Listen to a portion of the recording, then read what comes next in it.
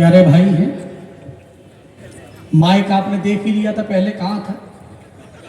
मैंने शरद भैया से आते ही आते बोला था मैं 2 ईंटों की व्यवस्था करा देगा, कभी छोटा हो तो कभी के नीचे लगा दो, माइक छोटा हो तो माइक के नीचे। और वो 2 ईंटों की व्यवस्था इस चक्कर में नहीं कराई कि मैं यूपी से आया था। नहीं कोई बात, कोई बात।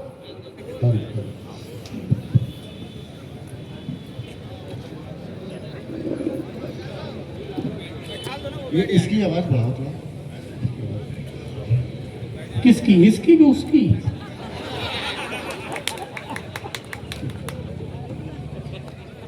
कोई बात, कोई बात, वो भी महत्वपूर्ण है। भारत माता को प्रणाम करने आया है तो आपको तालियों से स्वागत करना चाहिए।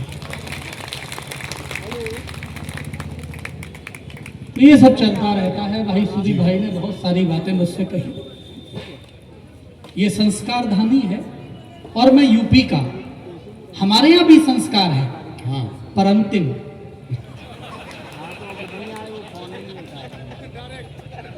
हमारे भाई कमल ग्रोवर जी बड़े भैया यहाँ पर बैठे हुए हैं, रविंद्र वाजपेयी जी बैठे हुए, तमाम उनके मित्र बैठे हुए हैं। मेरे साथ समस्या ये है कि मैं कहाँ से अपनी बात शुरू करूं, लेकिन मुझे लगता है राजनीति पर काफी कटाक्ष किए इन्होंने। अब ये राजनीति वालों की समस्या क्या समझे। मैं आपको सही बता रहा हूं, मैं तो यूपी से आया हूं, मेरे अद्भुत स्थिति है। एक इंस्पेक्टर इंस्पेक्शन करने आ गया मेरे यहां पर, तो एक बच्चे को खड़ा करके पूछा, बोले ये बताओ दिल्ली के मुख्यमंत्री का नाम क्या है। बोले रामलाल। तो तनाव में आ गया, बोले रामलाल कौन है। बोले मेरा बाप।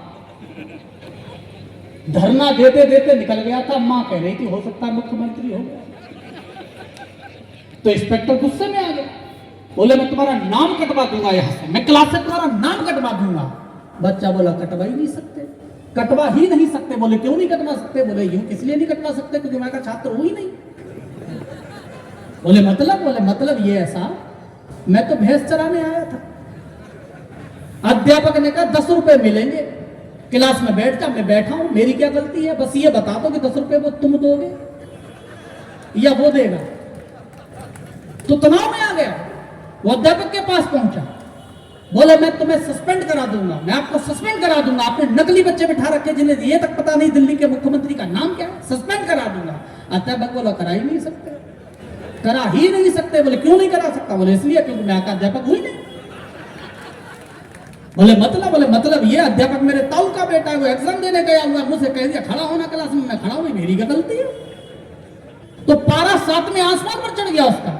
वो प्रिंसिपल ऑफिस में पहुंच गया, प्रिंसिपल से कहा मैं आपकी शिकायत करूंगा ऊपर तक। आपने बच्चे नकली बिठा रखे जिन्हें ये तक पता नहीं दिल्ली के मुख्यमंत्री का नाम क्या है, आपने अध्यापक नकली बिठा रखे हैं, मैं आपकी शिकायत करूंगा। तो प्रिंसिपल ने कहा देखो साहब, असली प्रिंसिपल तो मैं भी नहीं हूं। बोले मतलब क्या है। असली प्रिंसिपल तो मेरे ताऊ जी हैं, वो परचूने की दुकान भी चलाते हैं। इस समय सामान लेने गए हुए, मुझे कह रहे थे इंस्पेक्टर आएगा, वो जरूरी कागजातों में साइन करके चला जाएगा, तुम ये 10,000 रुपए उसे दे देना। तो ये पकड़िए अपने 10,000 रुपए। उसने वो 10,000 रुपए रखे और कहा कि ये तो मैं हूं जो 10,000 में मान गया हूं। अगर असली वाला इंस्पेक्टर आ जाता, तालियां कमजोर हैं आप।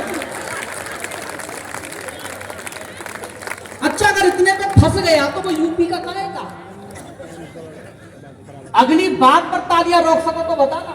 उसने कहा ये तो मैं हूं जो 10,000 में मान गया, असली वाला आ जाता तो प्रिंसिपल बने हुए लड़के ने कहा, बोले अब साहब इतनी बुद्धि तो आप में भी होनी चाहिए। जहां बच्चे नकली हैं, अध्यापक नकली है, प्रिंसिपल नकली है, तो नोट कौन से असली दे दिए होंगे।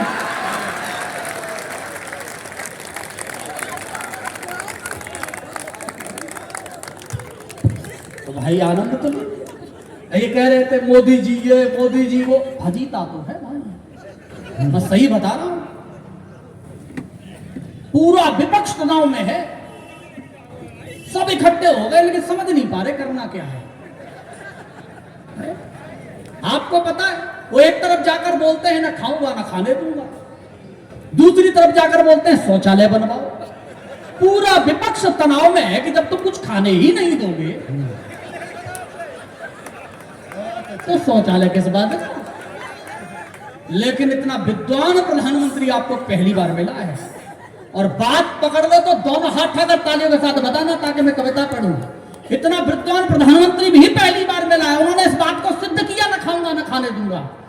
आपको पता है केंद्र ने प्रस्ताव पारित किया जिसके तहत यह कहा गया कि जो गर्भवती स्त्री होगी उसे 6,000 रुपए मिलेंगे।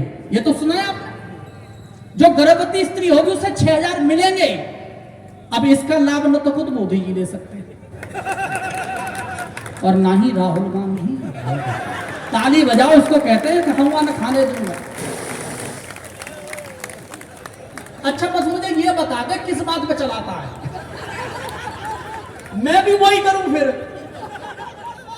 लेकिन अद्भुत तो है साहब। अच्छा राहुल जी को लोग कहते हैं कि ये जिम्मेदार आदमी नहीं है। मैं कहता हूं उससे ज्यादा जिम्मेदार कोई दूसरा है ही नहीं पूरी राजनीति में। आपको पता है 14 में चुनाव हुए तो चुनाव और कांग्रेस शांति से निपट गई। पूरी पार्टी ने राहुल गांधी को जिम्मेदार ठहराया। अच्छा उन्होंने भी जिम्मेदारी स्वीकार की और अपना इस्तीफा दे दिया। लेकिन मजे की बात यह है राहुल पार्टी ने यह कहते हुए इस्तीफा वापस कर दिया कि 2-3 प्रदेश और बचे हैं, इन्हें नहीं निपटा। और मैं सही बता रहा हूं, अभी उन्होंने आपने देखा होगा अभी पूरे देश भर की यात्रा की, भारत जोड़ो, आप पूरे देश भर की यात्रा की। भाई 50-60 साल खाने के बाद 5-6 महीने घूमना तो बनता है उनका। और मैं सही बता रहा हूं, कुछ नहीं है, ये आप भी समझते हैं। राजनीतिक यात्राएं केवल अपना आधार बनाने के लिए की जाती हैं। लेकिन मैं राहुल गांधी जी को सुझाव देना चाहता हूं। और अभी मैंने बहुत सारे होर्डिंग देखे, यहां पर कथा होने वाली है, आपके श्रीमद् भागवत कथा होने वाली है, तो मैं 4 पंक्तियों में दोनों जोड़ रहा हूं, बस आप समझ लीजिए। स्वागत है। अच्छा लगे तो बताइएगा। पहली 4 पंक्तियां सुनिए। बन जाएंगे अब तक के सब बिगड़े काम, चले जाओ। मैं राहुल जी से कहना चाहता हूं इतना चक्कर काटने की जरूरत नहीं है, शॉर्टकट बता रहा हूं और आप भी तालियों के साथ बताइए। बन जाएंगे अब तक के सब बिगड़े काम, चले जाओ। ऐसे करो, यही थोड़ी करवाएगा, मैं भी तो करवाऊंगा। सब मिलकर बजाएंगे। बन जाएंगे अब तक के सब बिगड़े काम, चले जाओ। लेकिन ऐसे खास नहीं कुछ होकर आम, चले जाओ।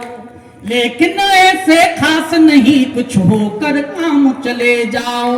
राजनीति में क्या भविष्य, अविवाहित ही रहना है क्या। अरे से एक पंक्ति बस सबकी तालियां उठ जाएं। राजनीति में क्या भविष्य, अविवाहित ही रहना है क्या। अगर जानना हो तुमको बागेश्वर धाम, चले। बहुत अच्छे, बहुत अच्छे। अगर जानना हो तुमको बागेश्वर धाम, चले जाओ। अब ये तो समझते नहीं है राजनीति वाले के लिए कितने कष्ट होते हैं। मैं आपको सही बता रहा हूं, सुने पंक्तियां सुने। तुम क्या जानो, मैंने एक राजनेता से पूछा मेरे मथुरा में, मैं नाम नहीं ले रहा हूं वरना आप समझ जाएंगे मैं श्याम सुंदर शर्मा जी के बारे में बात कर रहा हूं। तो किसी का नाम क्यों, लेकिन पंक्तियां सुनिए। नाम लेना भी मत। हाँ, उनका जवाब सुनिए। तुम क्या जानो राजनीति में क्या क्या सहना पड़ता है। तुम क्या जानो राजनीति में क्या क्या सहना पड़ता है। अंदर ही अंदर ना जाने कितना दहना पड़ता है। अंदर ही अंदर ना जाने कितना